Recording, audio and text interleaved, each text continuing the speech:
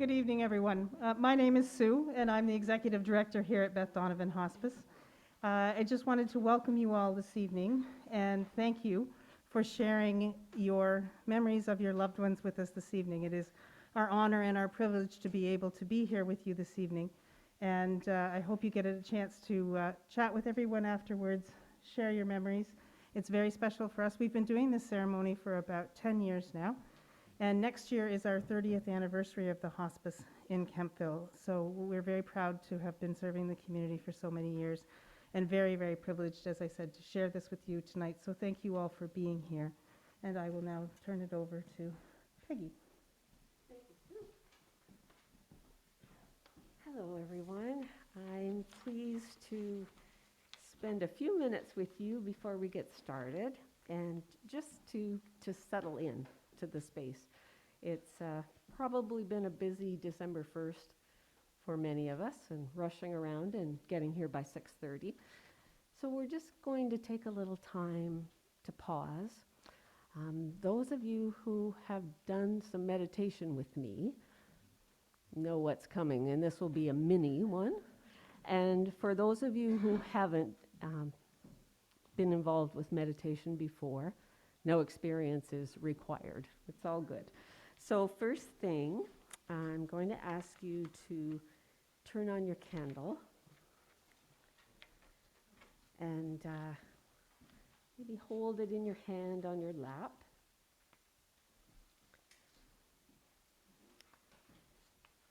And if you would like to, you can maybe just close your eyes now, or if you prefer, just look down and focus on your candlelight for a few minutes.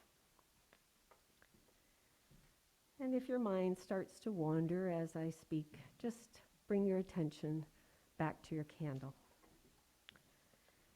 So first, let's focus on your breathing for a couple of breaths. Don't try to change it. Just observe.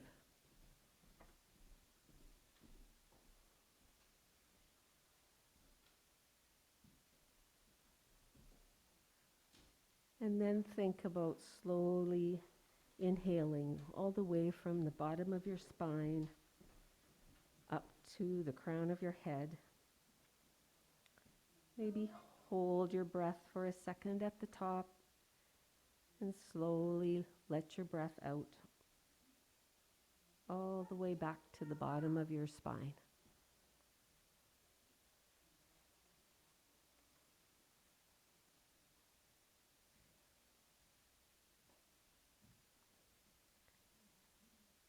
And as you breathe slowly and deeply, think about inhaling the warm, glowing light of your flickering candle. And when you breathe out, try to gently release something that you need to let go of. Maybe set aside, just for now, freeing up a bit more space for the warm, glowing light and love.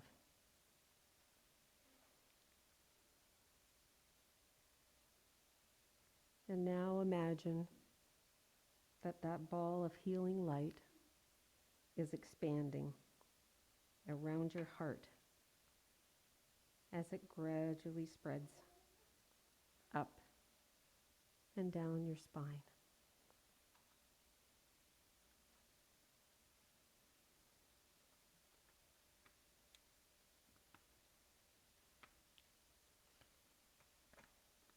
Now let your breath return to normal, and let's picture a bright moonlit night. And imagine that you're standing at the edge of a wooded forest. Maybe it's the area behind me here at the hospice, or another favorite forest. You notice a large old tree. What kind of tree is it? What season is it?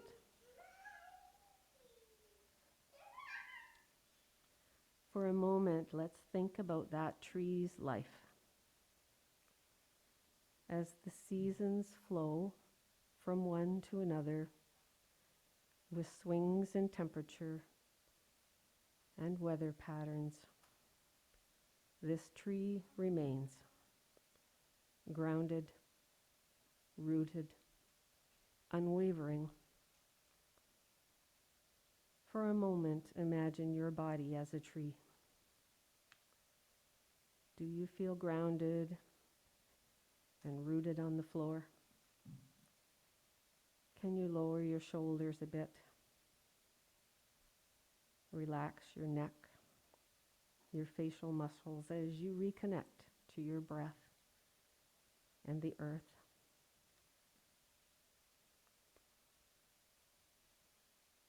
And as you continue to gaze at the tree, you sense movement. A deer is standing near the tree at the edge of the woods. In the bright moonlight, you and the deer make eye contact. The deer seems to have a message for you. Let's think for a moment about what the deer might be saying.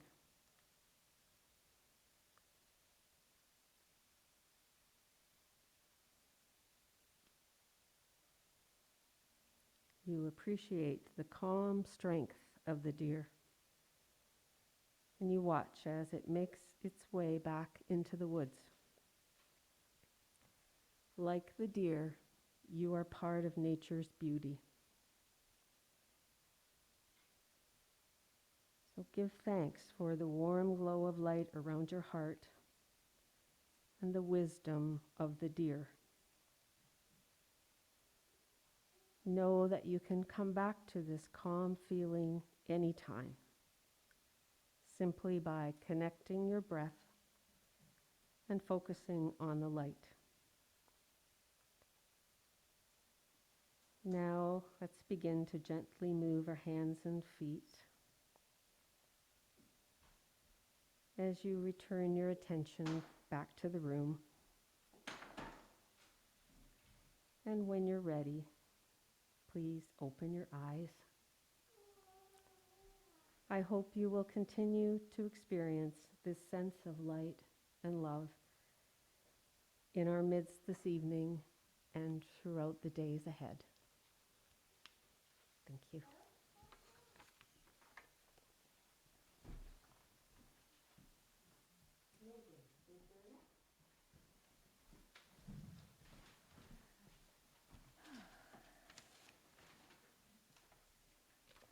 Hello and welcome.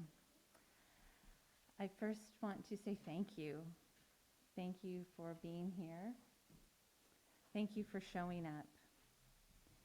Each and every one of you brought something to share when you walked through those doors. Some of you brought things to share, to eat. Some of you brought loved ones, friends, someone you care about. And each and every one of you brought love. You may have brought feelings of isolation or grief as well. You all walked in with the gift of your presence. Because you are here, we have community. Sitting in community and sharing in community allows us to feel we are not alone. That we do not carry this burden in isolation, and that is a gift. We gather tonight to honor our unique experience of love and loss. We gather to acknowledge that this time of year brings both joy and sadness, and we can hold both here. We gather to remember the love we experienced and perhaps the life that we once lived. We gather to share in the weight we may carry in anticipating the holiday. Sometimes the anticipation of the holiday can be worse than the actual holiday. Sometimes we may feel we have to shelve our grief so as not to intrude on other people's happiness. We deny our own experience for what we believe is the greater good. Please allow me the opportunity to remind you that you are allowed to mourn. You are allowed to feel and express your sorrow. It is your truth. Grief is not something we choose or don't choose. Rather, it is in our wiring. It is the normal and necessary journey we embark on after something we have valued no longer exists. Many of you have read some of Alan Wolfelt's work. He is a renowned death educator and grief counselor. I've shared with some that he's written the Mourner's Bill of Rights, and I would like to share it with you as a reminder that you are entitled to feel what you are feeling simply because you are human. So the Bill of Rights. You have the right to experience your own unique grief. You have the right to talk about your grief. You have the right to feel a multitude of emotions. You have the right to be tolerant of your physical and emotional limits. You have the right to experience grief bursts. You have the right to make use of ritual. You have the right to embrace your spirituality. You have the right to search for meaning. You have the right to treasure your memories. You have the right to move towards your grief and heal. This is true now and every day, particularly during the holiday season. Please know you are welcome here in all that you are and all that you feel. I look forward to remembering, sharing, and being present with you as we remember those we love. This poem is written by Maya Angelou. It's entitled When Great Trees Fall. When great trees fall, rocks on distant hills shudder. Lions hunker down in tall grasses, and even elephants lumber after safety. When great trees fall in forests, small things recoil into silence, their senses eroded beyond fear. When great souls die, the air around us becomes light, rare, sterile. We breathe briefly. Our eyes briefly see with a hurtful clarity. Our memory, suddenly sharpened, examines, gnaws on kind words unsaid, promised walks never taken. Great souls die, and our reality bound to them takes leave of us. Our souls, dependent upon their nurture, now shrink, wizened. Our minds, formed and informed by their radiance, falls away. We are not so much maddened as reduced to the unutterable ignorance of dark, cold caves. But when great souls die, after a period, peace blooms, slowly and always irregularly. Spaces fill with a kind of soothing electric vibration. Our senses, restored, never to be the same, whisper to us, they existed. They existed. We can be and be better, for they existed.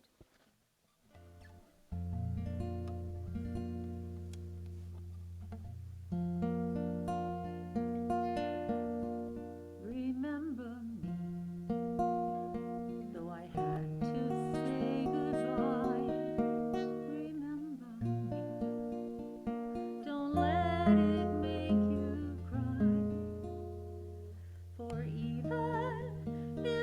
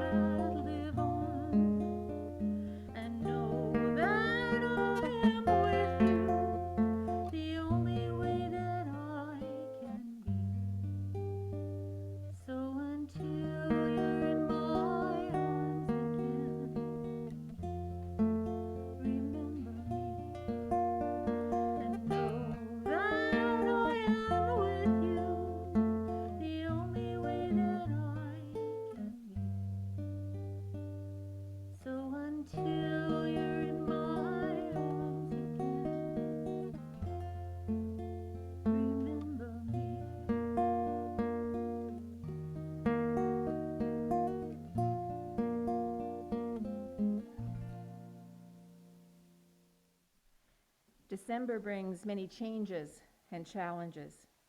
The days are getting shorter, the dark of nighttime longer, and each morning finds the temperature different from the day before.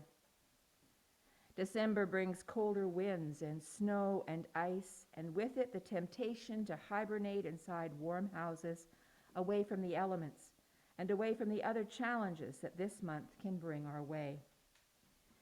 December also brings lists of things to do. As a child, we could hardly wait to make our list for Santa Claus, and as parents, we hoped that the lists that our children made did not change after the shopping was completed.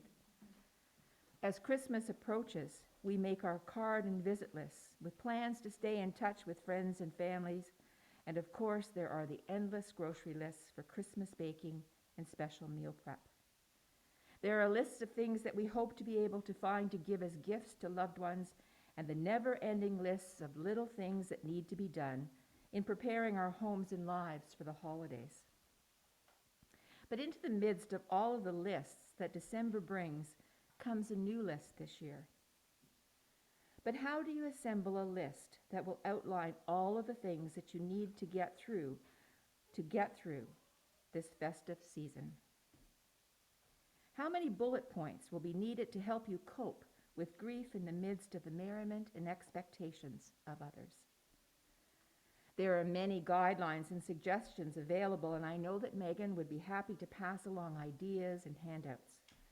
The staff and volunteers at Beth Donovan Hospice are here to help in any way that they can to walk with you in what is going to be a very different holiday for you this year. Grief doesn't have a timeline, and it does not take a break just because a date on the calendar decrees that a festive season is upon us. This December, I am going to suggest that you consider some of the things on what I call my B list, my BE list. First of all, be good to yourselves. Take time to get enough sleep, eat well, and get outside for a walk each day if you can. Be patient with yourself. Remember, grief comes in waves and is never predictable. Allow yourself time to remember and to be sad or angry or whatever emotion grief is drawing out of you. Let the tears flow when they come. Be willing to give yourself permission to feel happiness as well as sadness. Experiencing joy and laughter does not mean that you have forgotten your loved one. Be prepared. Take charge of your holiday plans and map out how you will spend your time. Remember to plan for flexibility because you don't always know how your emotions will react. Think about how you might respond when someone wishes you a Merry Christmas and asks how you're feeling. Be upfront. Talk to your family and friends about how they can help you this holiday season. Set realistic expectations for yourself and let others know what you feel you can handle. If there are areas that you need help in, ask for it. Be aware. Sometimes there's a temptation to overspend or overextend ourselves in our need to handle our grief, to make ourselves feel better. Be able to take time to remember. Remember your loved one in whatever way seems right for you. Light a candle. Display a favorite photograph. Hang a special ornament on your tree, or hang a stocking that friends and family can put stories or notes of remembrance in. Something to look at in the future or just tuck away. Talk about your loved one. This allows you to remember, but it also allows others to as well. Be realistic. This is not the Christmas to look for perfection. Let yourself take each day as it comes. Although it's good to be around people and not to isolate yourself, it's okay to say no to invitations if you don't feel up to it. Have a plan B. If everything gets too much, call a friend, a relative, someone special, someone who you know will talk with you and support you. Have their number next to your phone and tell them that you may need to call, especially if negative thoughts get too much. But mostly, be kind to yourself. We are all good at showing kindness to others, But this year, find ways to be kind to you. Treat yourself. Enjoy a cup of tea and a good book.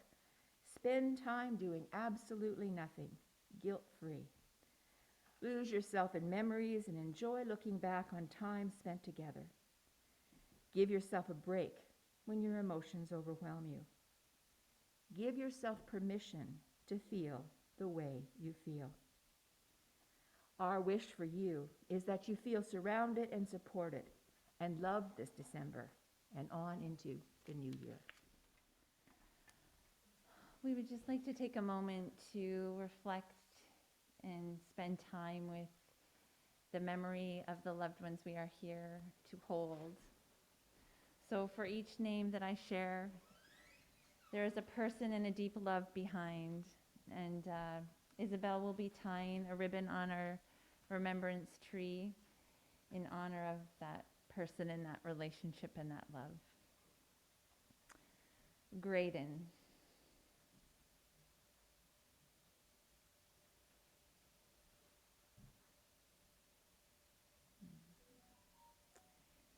Adrian.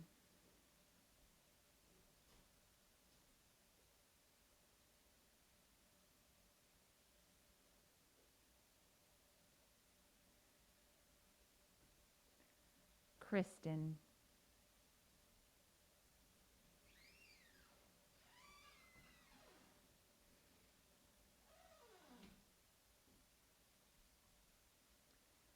Garth.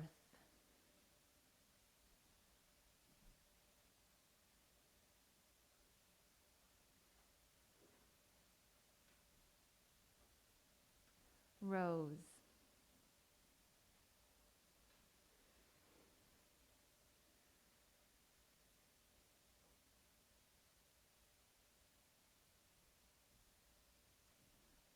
Lee.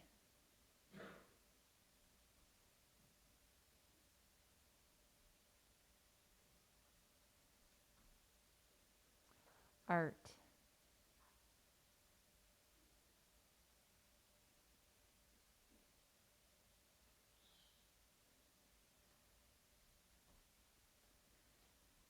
Olive and Jim. Andy.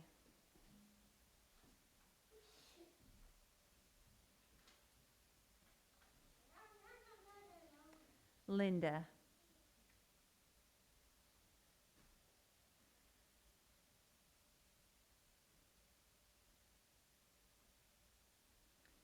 Robert.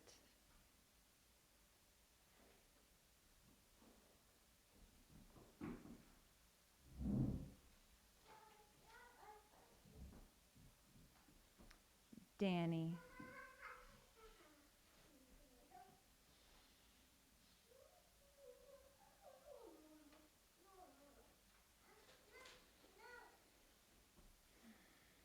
Peter.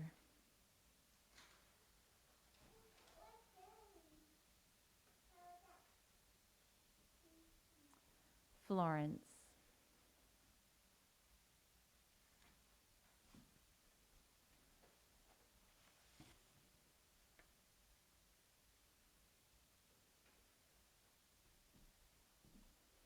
We're just going to take a moment to just be here and feel what you are feeling.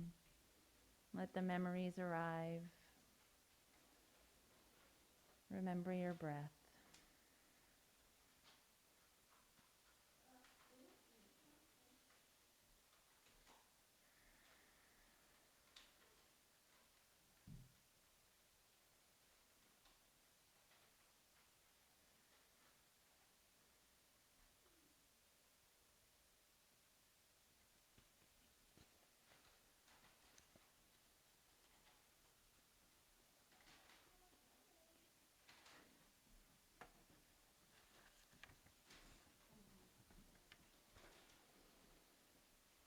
I would just like to share a poem that was written by someone who has walked through grief, who is part of our hospice family.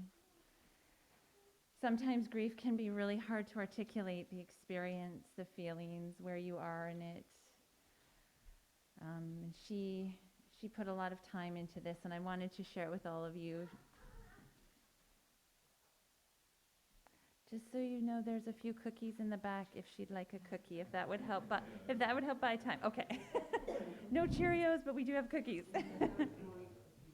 Okay. Okay.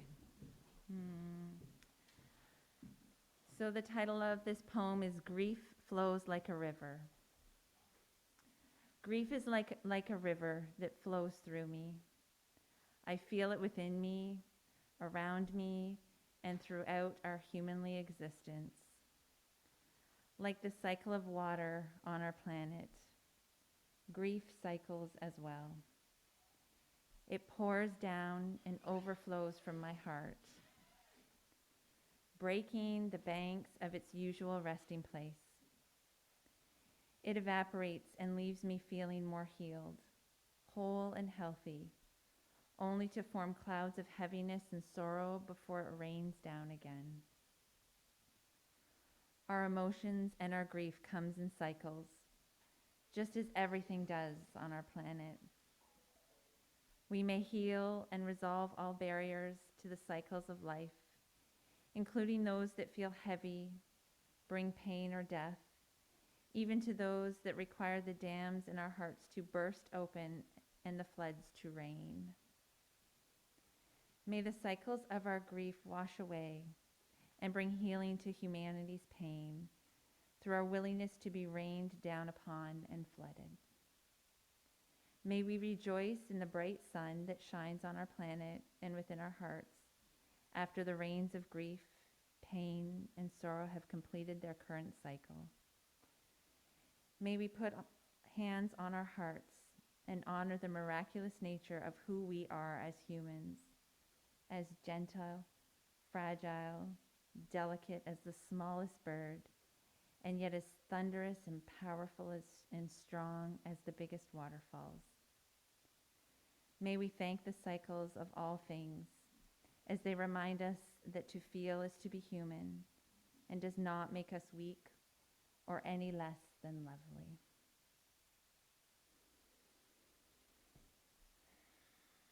As we close our formal time together tonight, I want to just extend an invitation to all of you.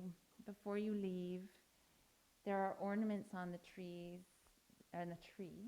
that we placed in memory of loved ones, and we invite you to take one as you leave. They are put there for you to remember this time and this place, both physically and emotionally.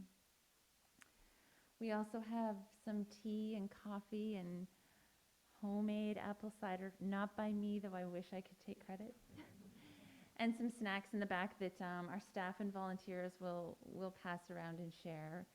So you're welcome to take your time and stay and sit and share. You're also welcome to leave if that suits you best.